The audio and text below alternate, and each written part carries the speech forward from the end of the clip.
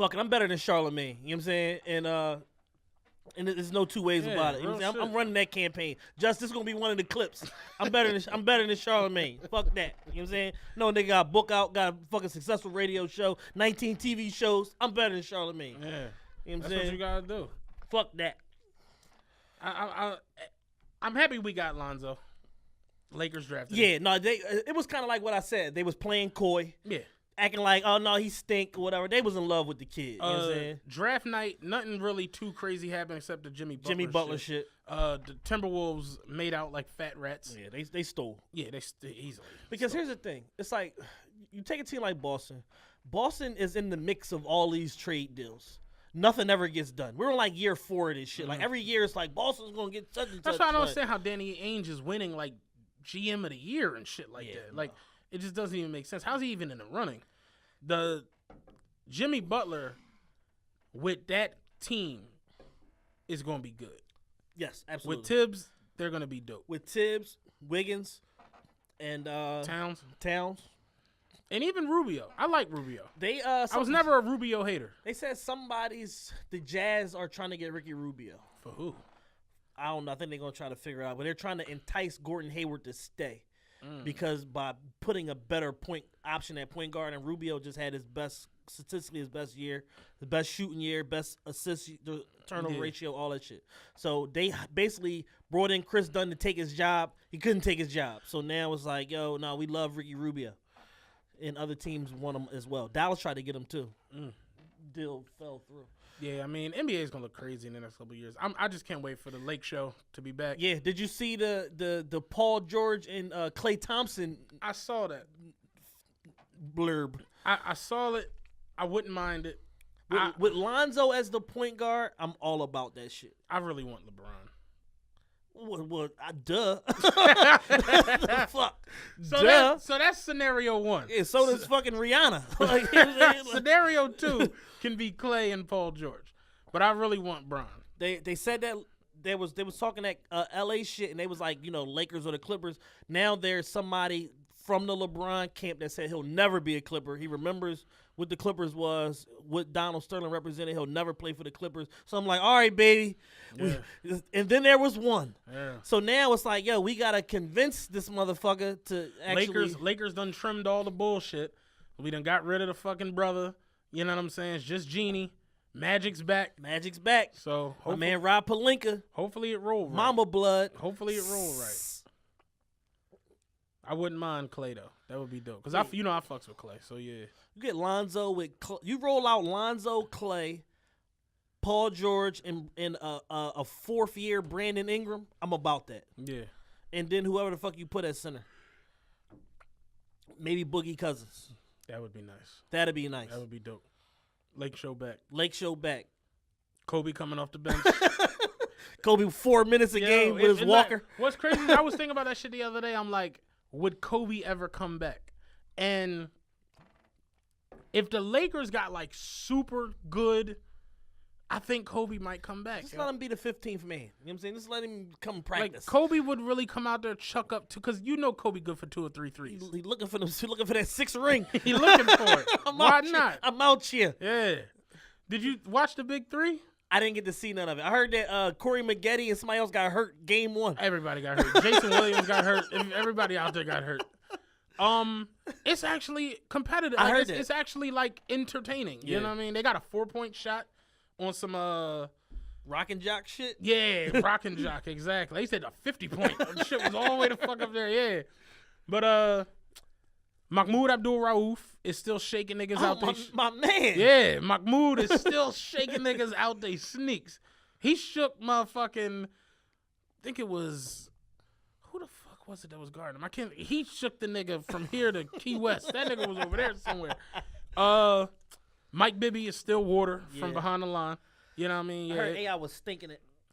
I mean, 1 for 6, good game for AI. You know, get a bucket of Coronas and 37 wings. 1 for 6, AI's on fire.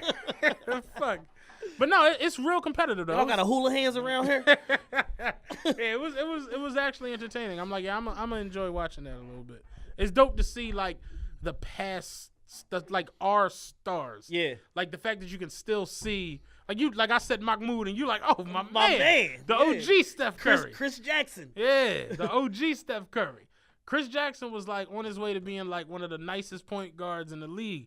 That nigga came back and he had Mahmoud on his shirt. They like, get this nigga out the league. No, he was Colin Kaepernick way before Colin Kaepernick. Get this nigga out of here. Like at least when Kareem did it, he was coming off his 5th MVP. It's like, all right, that's the best nigga in basketball. Mahmoud, you got to get the fuck out of there. You got to go, nigga. You in a small market too? Yeah. Get the fuck. He was balling though the first game. It was dope seeing. That's my guy, man. Yeah. Check that out, yo, because Ice Cube's behind it. That's dope. Everything Cube do is successful. Everything Cube does. So I'm with it, man. Let's get serious real quick. How about this? A black off-duty cop got shot in St. Louis. He was trying to help a car crash victim. Yes. And he got shot by a white on-duty cop who thought he was a criminal. Yes. Explain this to me, because I haven't watched the video. So basically, the situation is this: guy at home, or whatever. How the fuck does this happen? Guy at home, like me, chilling in his ball shorts. Right. You know what I'm saying? Probably just got done watching xnxx.com or whatever. Right. He's chilling. He hear the woo. He hear a fucking car crash. Boom. Car crash is near his crib or whatever. He come in his fucking house clothes, come over to the scene of the joint or whatever to assist the officers that was in pursuit of the guys that crashed or whatever. Or just to generally help and see what the fuck is going on. He's in plain clothes. The 2 cops that are there in the squad car immediately recognize him as being one of their own. A 3rd cop responding to the call thinks that he's one of the criminals and shoots the motherfucker, even though he's already been identified as one of their own. Wow. So he's coming to, everything's settled. We got these niggas in handcuffs, all that. They know I'm a cop. You know what I'm saying? We all, everything Gucci. He roll up. Oh shit, nigger. Shoot him. On some Presbo Shoot him in all, shit. Yeah, on some Presbo shit. Yeah. Fucking straight clown shit. Like, it's like, yo, you can't make this shit up. And then they apparently tried to mask it as friendly fire at first, and they're like, no, that's bullshit. That's not what happened. So it's like they said it was friendly fire, but the cops were shooting at suspects when the off-duty cop was hit, but that was a lie and has been exposed. Yeah, chasing 3 men in a white sedan, stolen vehicle crashed, forcing them to flee and sparking a shootout with the police. The off-duty cop who lives nearby heard chaos erupt. He grabbed his service weapon and hurried out to help the police at the scene. 38-year-old officer, 11-year department veteran, was initially stopped by 2 St. Louis cops and ordered to the ground, but the cops soon recognized him as one of their own and told him to walk towards them, according to the department incident report. That's when another officer arrived and fired on the off-duty cop, striking him in the arm. During the news conference at Barnes Jewish Hospital, interim St. Louis chief Lawrence O'Toole said the officer was hit by friendly fire as cops traded shots with the suspects. According to Fox 2 Now, the officer who fired his colleague told investigators he feared for his safety and didn't recognize the man as one of your own. So it was some bullshit. He tried to cover it up. Yeah, that's crazy. So you can't even be a black cop. You're still not safe. Yeah, that's nuts. That's scary. Yeah, absolutely. It's never in your favor. Yeah, 11-year veteran. Already then got told to get on the ground and all that shit by the first 2. They're like, oh shit, my nigga. It's good. Come on over and shit. You know what I'm saying? Throw your gun, but come on over. Other boy roll up. Nigger. Bang. What movie was it with Dave and Alec Greer did that shit? Yo, what movie was that? 3 Strikes. Dog. The nigga was behind the car and said, I'm coming out. I don't got a gun. My hand's in there. David Alec Greer said, look out, he's got a gun. Started shooting. That nigga looked around to see who was looking at it. Yo, that's crazy. That's sickening, man. That's wild. That black skin is dangerous, man. As dangerous as it get. You saw Philando Castile, Minnesota's offered his family $3 million. Yeah, they settled it. I wouldn't have took. I wouldn't have took. I mean, I'll take the money, but I'd have pushed for as much as I could fucking get. Fuck that. It's like, so here's the hypocrisy. I don't understand how no one goes to jail, but y'all pay for wrongful death. Here's the hypocrisy of the justice system. So real quick, Tamir Rice's family. He got like the biggest joint like ever in Cleveland, Ohio history. Like, yeah, absolutely. Like $7 million or something. But nobody's guilty. That's what I don't understand. No, nobody's guilty, but here go a bag. You know what I'm saying? This is how cities go bankrupt. Like, there was a news story that I was reading a couple months ago that basically said, like, Baltimore has paid out more settlements for police beatings and police shootings than any fucking government in history. Any city government in history. That's crazy. And it's basically known like, yo, if you come into contact with Baltimore PD, something's going to happen to you, and you're probably going to be able to sue, and you're probably going to be able to get 300 grand. Like, they paying out fucking 300 grand like it's fucking water, like, all the fucking time. So it's like, yo, why not, instead of fucking paying out these settlements, put that money into better police training and change the fucking infrastructure top down so that you don't have to do this shit? I mean, because honestly, you can't change the infrastructure. It's like it's embedded in the fiber. It's systemic. Right. Like I told you, we was at the poker table one day. I remember it got like quiet when I said this shit, but like the guy was asking me, and it's weird because I play poker and I ain't gonna say befriend, but I meet all these white people and we start talking. And I told you I walked in the other day and the first question boy asked me was like, "Can I get your opinion on this whole Philando Castile thing?" I'm like, nah, we're not gonna do this today. Sixers got the first pick, man. Nah, we ain't doing that. We're not gonna do this. But nah, you start talking with him, and I remember the guy was like, honestly, when does it end? He was like, I got black friends, I got black family members. He's like, when does it end? Like, when is the oppression over? And I'm like, everybody would have to die. Right. Like a bomb would have to go off. And you need a clean civilization slate. Would have to start over. You gotta reprogram these motherfuckers. That 400 years you can't get back. Ever. Yep. It's too much of a gap. It's just the way it is. They got mad at Colin Kaepernick. Was that 2 weeks ago for saying that for showing proof that the police system derived directly from like the slave trappers and all of that shit, like the slave trapping force or whatever that they had, and that it's a direct descendant from that shit. And they got mad at him. And was like, yo, you ever read Colin Kaepernick mentions on Twitter? Oh my god, they calling him every dirty nigger in the book. That shit is crazy. That's what I don't understand. Colin Kaepernick would be like, America's racist. No, it isn't, nigger. what the fuck? It's like, it don't make no sense. They use nigger more times in his mentions than a Quentin Tarantino movie. Man, that shit is crazy. I'm gonna say this though. I feel like it's not gonna change in our lives. No, because it didn't change in think about how all the civil rights movement, all that marching, all of that groundwork that was done. Yeah, you know what they did at the end of it? Fucking smoke Martin, smoke Malcolm. Smoke more niggas. Smoke more niggas. Y'all gotta go. So it's like smoke JFK, all that shit. Oh, you with these niggas? Oh, we already had a problem with you. You with the niggas too? Oh, you gotta go. And you look at it now, there is no fight. It's almost like no resistance. Motherfucking Al Sharpton online taking selfies like it's going out of fucking style. Al Sharpton, man. You see, go for the one-arm push-up. Yeah, Al Sharpton crazy. It's like, Al Sharpton, we know you got that lap band surgery, motherfucker. You ain't in no type of shape, nigga. Al Sharpton was dancing the other day. I said, I must be fucking some young bitch. Because he's going crazy. He posted a picture earlier with his leg up on the table showing his socks. I'm like, yo, Al Sharpton wilding in there. Yeah, but there's no resistance from the African-American community. It's no fight back. It's like motherfuckers just accept whatever. I saw they did the whole Justice for DJ, John, because that was some bullshit. That was a guy I was telling you about. But yeah, it I don't think it changes in our lifetime, regardless of what. I mean, you look at it like this. I'm 34 years old. Right. If I live another 34, I'll be 68 years old.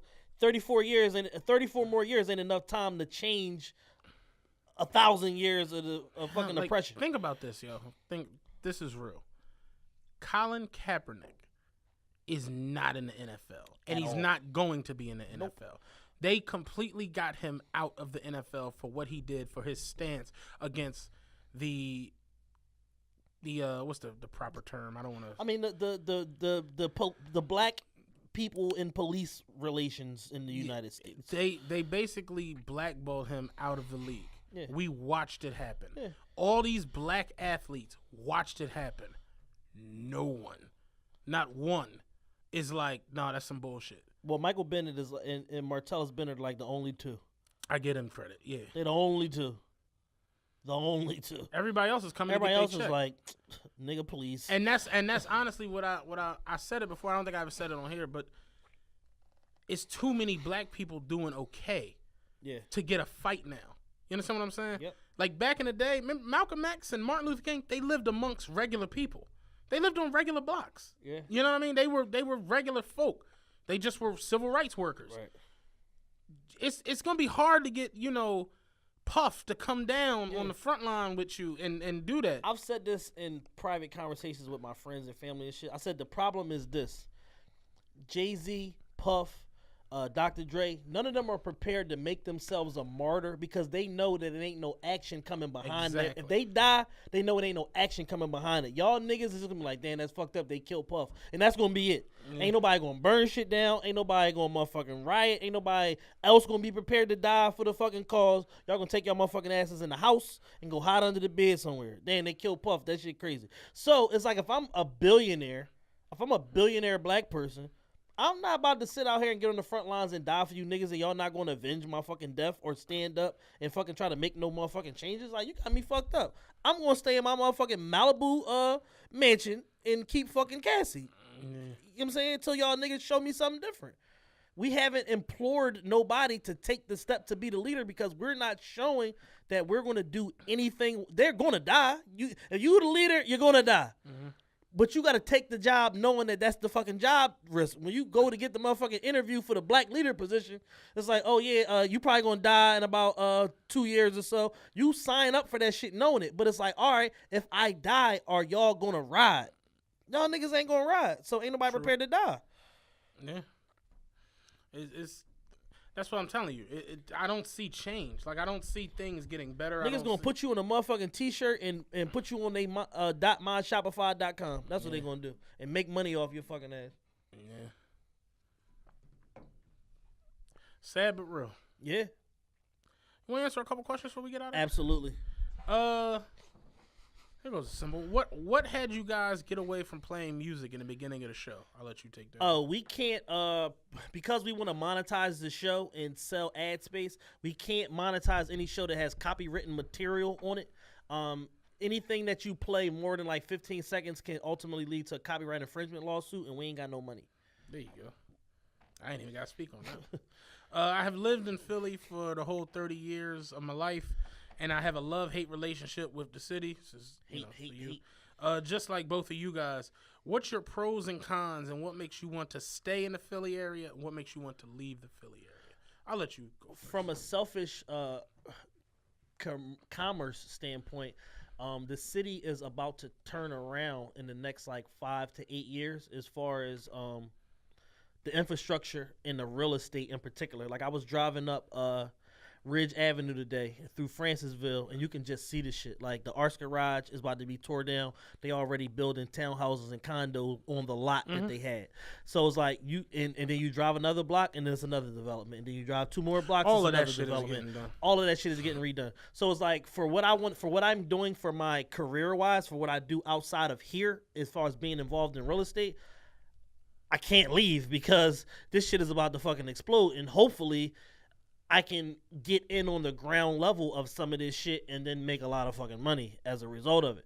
So infrastructure wise, the city is being, rebuilt. There's a lot of investors from here, but also from New York, North Jersey, stuff like that are investing money into building the city up and making it more beautiful. Like when the Pope just came, they fucking did the whatever the fuck they call them, Jones, the light beams or whatever they did on Broad Street. So it's like there's an effort here to beautify the city. There's a movement to doing that. It's like when you go, if any of you guys ever travel, if you go to if you're in downtown St. Louis for any fucking reason ever, it's the cleanest downtown I ever fucking seen in my fucking life. Like, you go down there by the baseball stadium and all that shit, there's no trash on the ground. There's no bums on the street. There's none of that shit.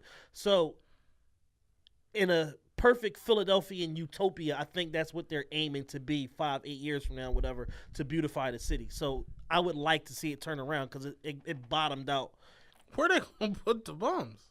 They gonna put the motherfuckers on a bus and ship their ass to Kensington, and that might not be safe because it's developers in Kensington too. Kensington is still hell. Well, no, but what I'm saying is, over the next time, because of it's adjacent to 95, the 95 corridor, they're gonna develop Kensington too. Yo, I do the 54 one trip. I turn on the that Kensington. Shit is zombie land. Yo, Somerset to Lehigh, and then come back down to Cambridge. Yo, Kensington is a crazy. Yeah. And I'm like, damn, it wasn't too long ago Rocky was fighting Tommy Gunn under this fucking L. What the fuck happened? What happened? Dope happened. That's what fucking happened. It's so much going on Kensington. It's crazy. Yeah, straight up. The city, I love the city. I love Philly. It's where I'm from, born, I raised, I know my people, my family, friends. My knock with the city is, I understand what you're saying about the real estate, but they can't make the city bigger. And that's the part that's... Well, they're trying to do what they did in New York, which is build up. I agree.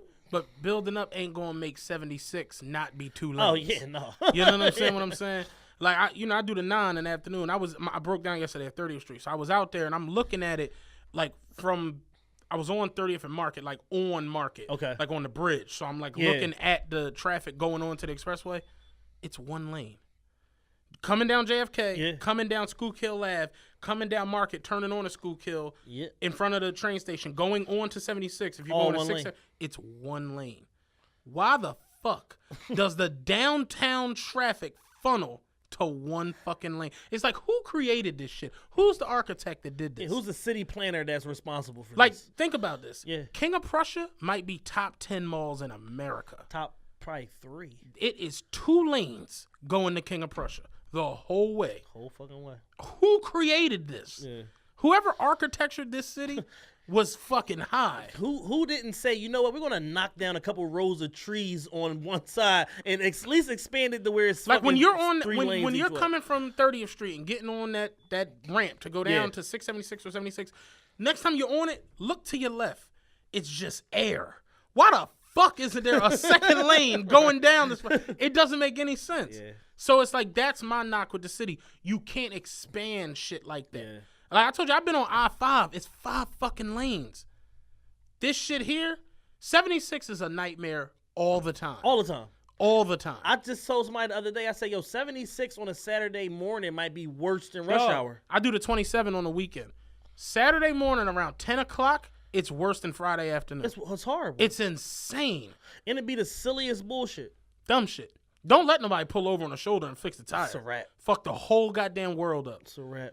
Not a lane ain't, and that's the crazy part. A lane don't get like it's not being used. I was on 76 the other day on like a Tuesday afternoon. No, like it was Thursday afternoon, 1 o'clock. The shit is packed. So I'm trying to figure, I'm like, what the fuck is going on? I'm like, it's 1 o'clock in the afternoon. All you motherfuckers supposed to be at work. What the fuck is going on? And it don't like there's that many cars out here. I finally get to 676, which is where I was going. The cops had somebody pulled over on the other side. Exactly. And that slowed the whole shit down all the way back to City Line Avenue. It's crazy. I'm like, y'all are dickheads. I was telling my homie the other day, I'm like, when shit happens on the highway, they need to bring a curtain, like in the hospital, to cover like other motherfuckers in the room. Straight up. Like to cut so that people can't look at it. Because if they look at it, it's over. It's a wrap. The shit is crazy. And I feel like that be my biggest issue with here. So that's why I like Vegas. Not necessarily the Strip, because that's a nightmare. Yeah. But the surrounding parts, it's fucking beautiful. Seattle, beautiful. Cali parts, beautiful. None of the dumb shit. Right. And I told you the aggression. The fact that we got to like almost die getting gas and, whatever the fuck else you're doing here is just crazy to me. So it's like, if I have my pick, I'd live in Vegas or Seattle. So that's hopefully the goal at the end of everything. Yeah, if I had my pick, it'll probably be either Miami Beach, Vegas, or I'm back on LA. I was off LA because of the fake shit, but it's like, LA this shit, man. There's so much money in LA. There's no way around you it. Just bump into motherfuckers with money. That's like, oh yeah, no, I just got this hedge fund guy. He got $900 million. He's looking to invest in something. First off, shout out to y'all for starting this podcast, man. Y'all inspire a lot of people, not only to enjoy but also strive for better. I'm getting Snapchat mentions. I haven't been on Snapchat. Oh, you're not gonna respond to my IG? I haven't been on Snapchat in months. That's funny. Y'all inspire people to not only enjoy their life but also strive for better. The stories y'all tell about your own personal struggles bring people closer to y'all, and that's so dope. My question this week, can y'all share a moment in your life where you realized going down that street path wasn't for you? And he makes a joke about bringing a label back shirts or whatever. Okay. I mean, I'm always transparent on the show. I've always dibbled and dabbled in the streets. My moment with the street shit, was probably when I was like 12 years old, when I was living in West Philly on Brooklyn Street, 42nd and Fairmount. And two friends of mine, Eric and Rocky, that I grew up with, that lived on the next 100 Brooklyn Street, was at a dice game with a bunch of guys from the block or whatever. And some guy from another neighborhood came over there, was gambling with them.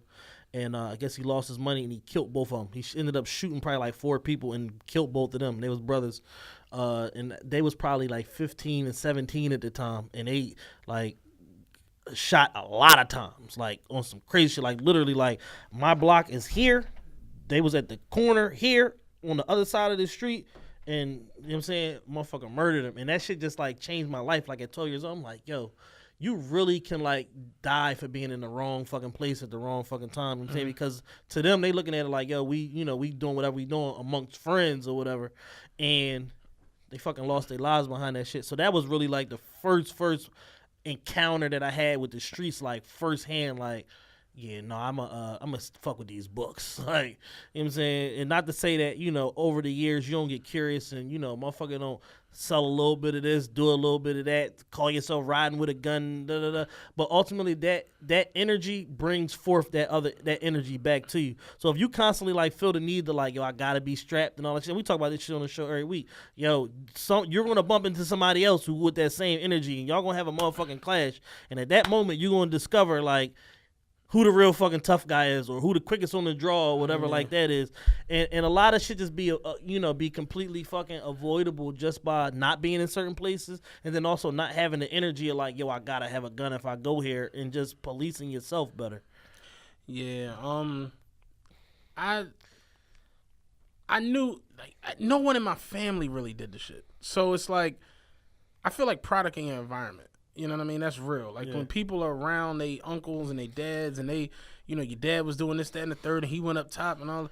Like my dad had a good job. So did my grandfather. Right. So did my mother. So did my grandfather on my mother's side was a firefighter. Like everybody just had decent gigs. So it's just the environment you in. It's like, yo, you can live cool, comfortable. You ain't got to worry about no bullshit. Right. My girl can hop in my car and drive it. No one's gonna shoot that shit up. You know what I'm saying? Like it's just a lot of different things that just, especially at a young age, because, you impressionable. You know what I mean? Like, you see things and you like, oh, that's what we done. But for me, it was like, nah, it never really enticed me that much. Right. Not like you dipped and dabbled, did little shit, but it was never like, yo, I'm out here. Right. I was telling Rob that shit. I was never that boy, like, yo, I'm out. Like, no, hell no. Because, like you said, that negative shit brings that negative shit. And I had little stupid situations, I'm talking about years ago, pop off where I could have went left and made the dumbass choice.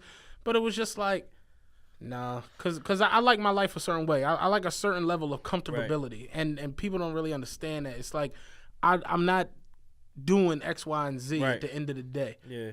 I want to come home, check my motherfucking DVR out.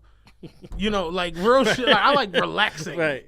I can't do all of that constantly. You can't relax. You constantly out the window and then your rear views and this and that. I'm good. And my situation was the exact opposite. Like, I had my mother, whatever. My mom was, straight and narrow. And I talked about, the fact that my mom was a teenage mother and all that shit. And I had a teenage father. My father's straight street nigga. You know what I'm saying? Like, straight up and down. Like, my pop whooped the nigga ass not too long ago. And he in the church now. He beat blood in the motherfucking mouth. But for good reason, for talking crazy to my grandmother. But he beat blood in the motherfucking mouth. Stomped him in the whole everything. But, I come from that. My grandfather, cold gangster, like straight, like it's no two ways around it. But it's just like, shout out to Richards. It was always instilled in Big George's. It was always instilled in me to do the go the other way and to do the opposite. You know what I'm saying? And I was rewarded for doing good in school. And I remember when my dad was still hustling, him bringing me fucking $1,200 fucking Man Alive jackets and you know what I'm saying, them loud leather jackets from the 90s and all that shit. I'm fucking 11 years old. I'm not even big enough to wear this shit. He brought me a fucking men's large, like, oh, you'll grow into it, like shit like that. KJ said, all right, well, if the podcast done, let me get a shirt like when they lose the finals and they got to send the championship shirts over to Africa. So, I mean, and something that somebody told me at a young age, when I was probably like 19, it was my man Mike Youssef from New York. He was like, yo, he said the reason why the street shit wasn't for him is because he said, I realized that if you want to sell crack or heroin or any type of real illicit narcotic, there's going to come a time where you're going to have to kill somebody. And if you don't got that shit in you, you might as well just leave that shit alone and just go do something else. He said because that shit comes with a different level of thing. You know what I'm saying? You got to defend your territory. It's going to come a point where you got to defend your territory or defend your manhood. This is my thing, though, and this is what, like, fucks up a lot of young kids because I've been there. It's like the thought of, like, the people around you thinking that, oh, you ain't thorough or you ain't tough. And that'll fuck somebody up and have them do some shit that they really weren't supposed to do. You understand what I'm saying? Yeah. Like that, just that quick, you can make a dumbass decision. Yeah. I remember years ago, situation happened where like motherfuckers around the way was like selling drugs, whatever. And one of the guys in our neighborhood, he was a basketball dude. Like he wasn't selling, never sold drugs, never did any of that. He just played ball. Like that was his tip. He got in a car with them. They were going to the hotel. Long story short, they like all got arrested because the ATF and shit had been like scoping out they'd been under surveillance. So they was zip tying every fucking body. You know what I'm saying? And these dudes is to the point where they like picking up whole joints and shit. Like it was crazy. But he a basketball dude. He don't. So they locked them all up, whatever. Took them down to the joint. They let him and a couple other motherfuckers go, whatever. But they was like clowning, like, oh, he was all crying and shit. And I'm like, this ain't his life. This ain't him. Like, this ain't for him. Nigga, life flashed in front of his eyes. I'm like, dog, he didn't make that decision. And it's just like, you got those joints in your life a lot too, like the whole no snitching and all of that bullshit. And all. When you don't make a decision to commit no crime and some shit like that go left, that's probably a scary ass situation for him. Absolutely. I'm gonna tell you a true story, and this is so weird that I even remember this shit. We in high school, right? Niggas used to sit on the stage in NPR for high school, like at lunch and shit. We thought we was cool, whatever. Bullshit. Me and my man Chris, we go to McDonald's and shit. We go to McDonald's for lunch. We niggas was driving and shit. You know what I mean? We come back to the school. We sitting on the stage, motherfuckers playing around lunch. We go to our class. I had ag class in second part of the day or whatever. We in there, the fucking school police motherfuckers come get me out the room, get another motherfucker in the room with me, take us down to a room in the school. It's like 6 of us in there. Motherfuckers that sit up on the stage and shit. So I'm like, what the fuck are we doing here? You know what I'm saying? So that they taking us out one by one and interviewing us, right? I get in the room, Mr. Hammond, who was like the head NTA motherfucker, he was like, yeah, what happened today at lunch? And I'm like, I had a number 4 from McDonald's. He's like, oh, you think this is funny? And I'm like, nah, no. this is really what happened today at lunch. I'm like, what's going on? Long story short, it was an African nigga who used to be up there with us. Long story short, it was a dude in the school who was like mentally handicapped or whatever. Okay. He drunk urine that was in a soda bottle. And they was like, he had got sick or whatever, and he had the bottle and they found out it was urine. I'm like, wait, what? Right. He's telling me this shit. I'm looking at him like, huh? And he was like, yeah, he said he got it from up on the stage. And I'm like, nah. I'm like, fam, I like not trying to be funny. I really went to McDonald's. I have no clue of this. Right. So they had us in there. School done got out now. We in this motherfucker till like 5:30, which is like late as shit after school. Long story short, they let us all go and was like, they're going to continue the investigation, whatever. We leave and get on the bus. The African nigga was like, yeah, whatever. He had did the shit, like thinking it was funny. And I like snapped on him. I'm like, you stupid African dickhead. What the fuck is wrong? Like you don't you have no home training. Right. Zero. Are your parents still in Africa? Were you raised with goats, my man? I was going the fuck off because it's like, he was like, yeah, y'all didn't rat. I'm like, yo, I didn't because I didn't know who it was. You know what I'm saying? Yeah. I would have because this is just stupid shit. And it's like, I didn't come in here with that intention. You understand what I'm saying?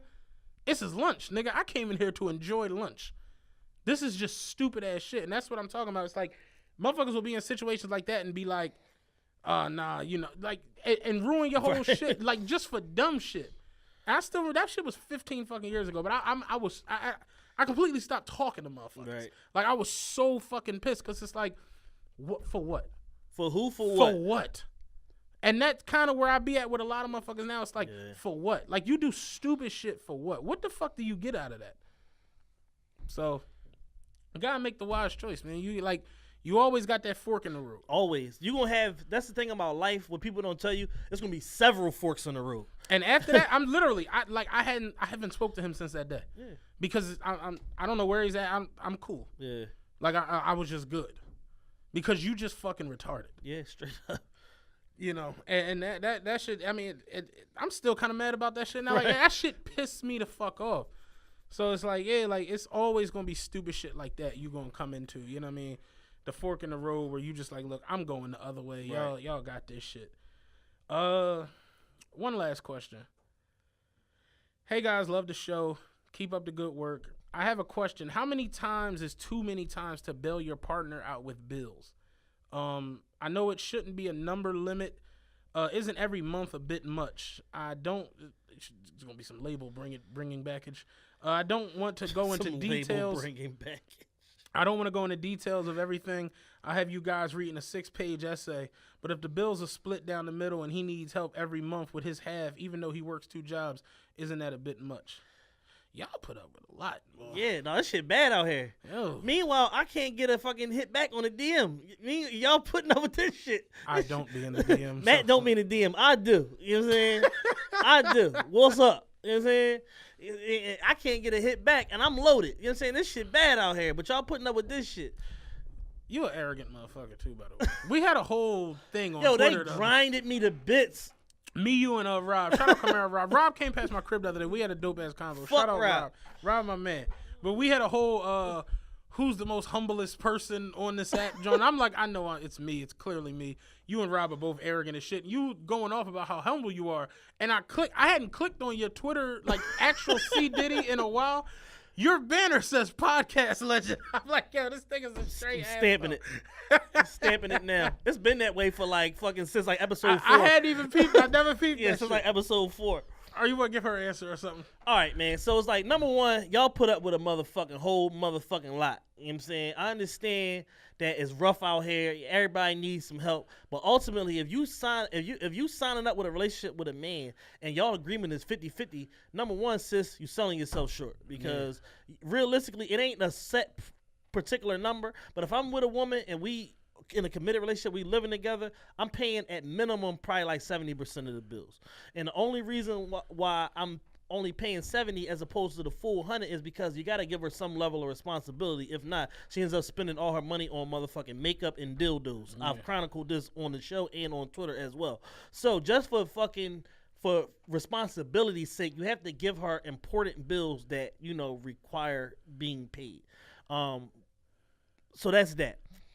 If he's constantly not covering his end of the bills, maybe y'all need to look at the situation and reevaluate y'all bills. Maybe y'all need to downsize, cut some things out, get rid of the motherfucking cable, get Fios, slow down on leaving the motherfucking blender running for too long with the electric or whatever. Call Pico, lie, say you need a cap program, get your shit down to $55 a month like my shit is, because I don't have any income. You know what I'm saying? So it's like, maybe y'all gotta get creative and lower the bills, or he's spending entirely too much of his money on travel and entertainment, aka buying pussy. And that could mean dates, straight up commerce of buying vagina, back page, prostitutes, bathhouses, etc., etc. So you need to sit down and take a real inventory of exactly how much money is being generated on a bi-weekly basis from you and from him.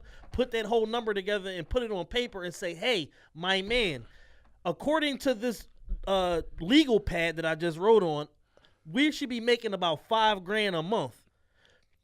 $2,800 from, that's bring home. $2,800 from me, $2,200 from you. Where the fuck is your money going? And if he can't account for where the fuck his money is going, get rid of that motherfucker, because he got a bitch on the side or a kid on the side or something that he's putting money to, or he got a gambling problem.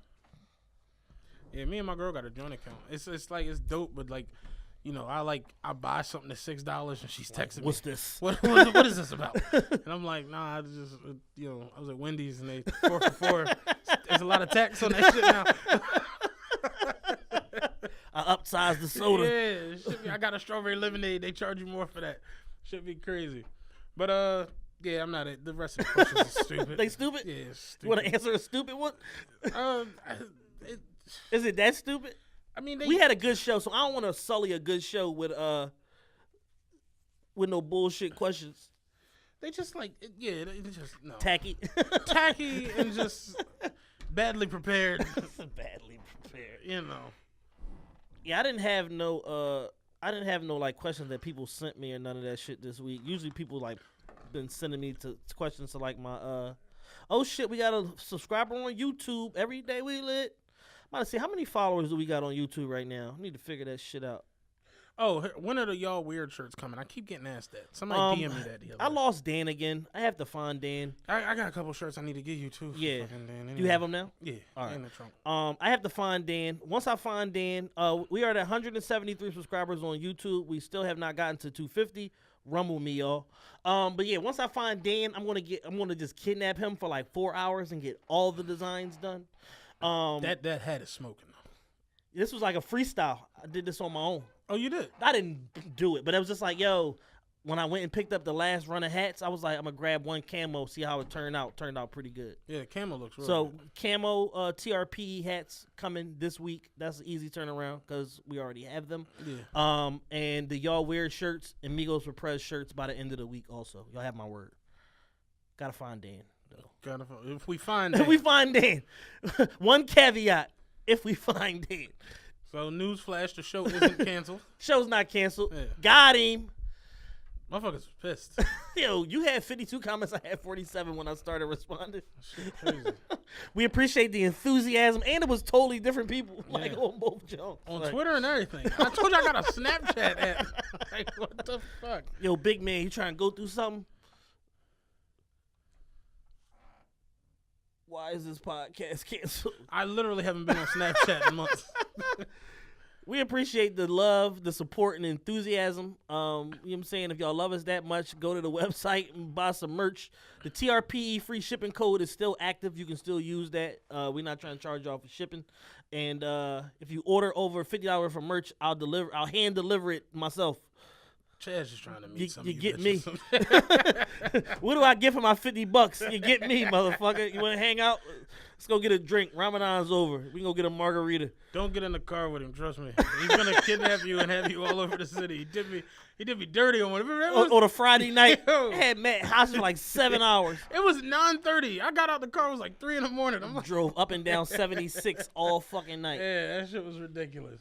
All right, yeah, we done. 25 in the books. Hopefully we can get this financial empowerment show done. We're trying to put a round table together. We're going to reach out to a few more people this week. Yes, to try to shore it up. I threw Chad a real nice idea. He shot it down with quickness when I threw it out there. So she's not going to work. So we're that's totally not going to work. So hopefully we... Sis, you out. Hopefully we figure something else out. And we be back hopefully next Sunday. Yes. Yeah. Yes. No more foolishness. No more stuff. Chad's done his fast. My new run is set. My hours is cool now. Swag.